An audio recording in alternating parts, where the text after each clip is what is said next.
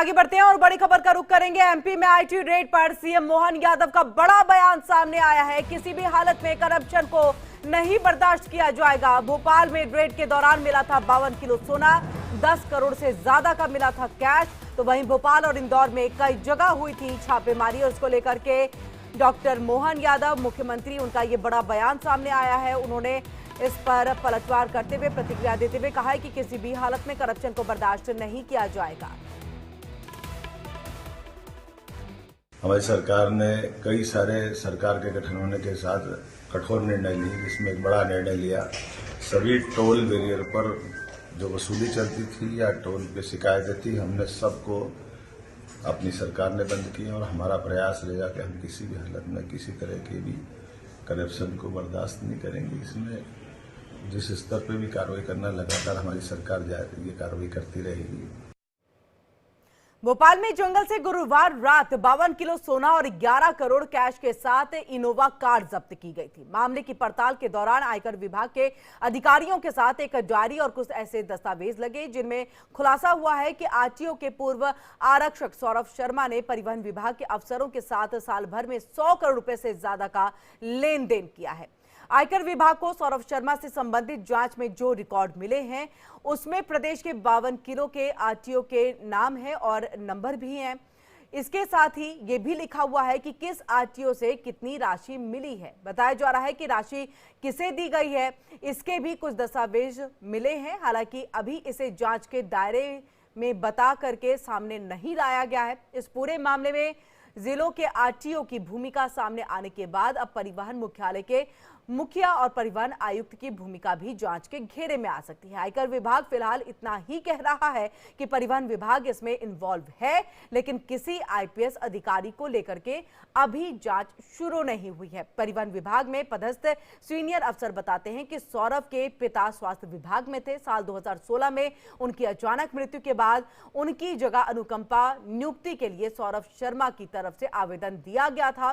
स्वास्थ्य विभाग ने स्पेशल नोटिस शीट लिखी और उसके यहां कोई पद खाली नहीं है।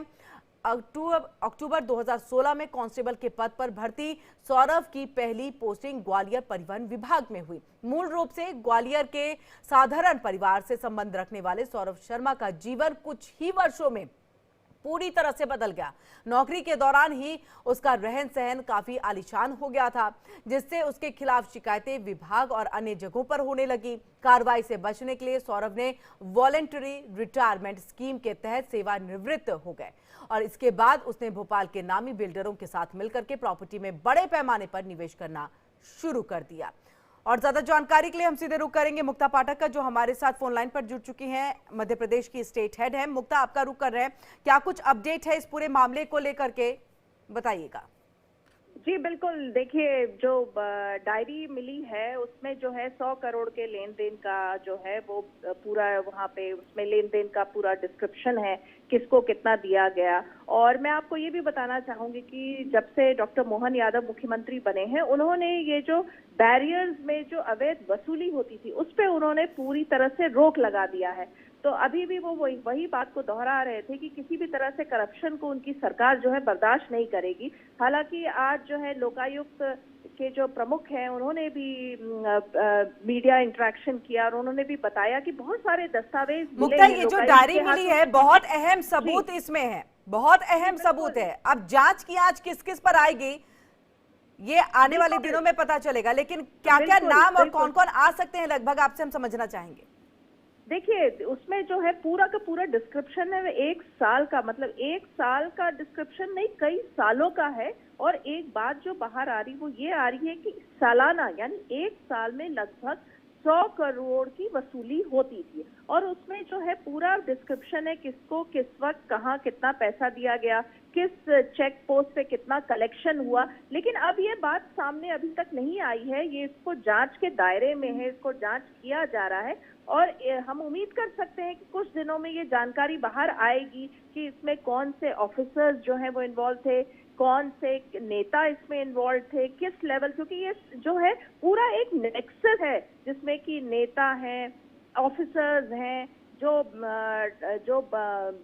चेक पोस्ट होते थे वहां पे जो पदस्थ थे, सब सबका पूरा इन्वॉल्व एक नेक्सस है, क्योंकि एक व्यक्ति जो है पॉसिबल नहीं है कि वो एक साल में 100 करोड़ की वसूली कर रहे हैं। तो पूरा नेक्सस है। अब आने वाले समय में ये पूरे नेक्सस का खुलासा होगा। अभी कोई नाम सामने नहीं आ रहा, बस ये आ रहा है कि हाँ, जानकारी मिल चुकी है, उसमें जो लेन देन का पूरा डिस्क्रिप्शन है। साल में 100 करोड़, यानी आप सोचिए इतने साल में वो हर साल अगर 100 करोड़ का वसूली कर रहा था तो कितना उसने वसूली की हो, किस जगह पे वो पूरे पैसे गए होंगे। अब ये कुछ आने वाले समय में ये पूरा खुलासा होगा। जी बहुत बहुत शुक्रिया मुक्ता, तमाम जानकारी हम तक यहाँ पर पहुंचाने के लिए। और इसी के साथ देखिए, ये डायरी जो है अब सबकी पोल खोलेगी और इसी के साथ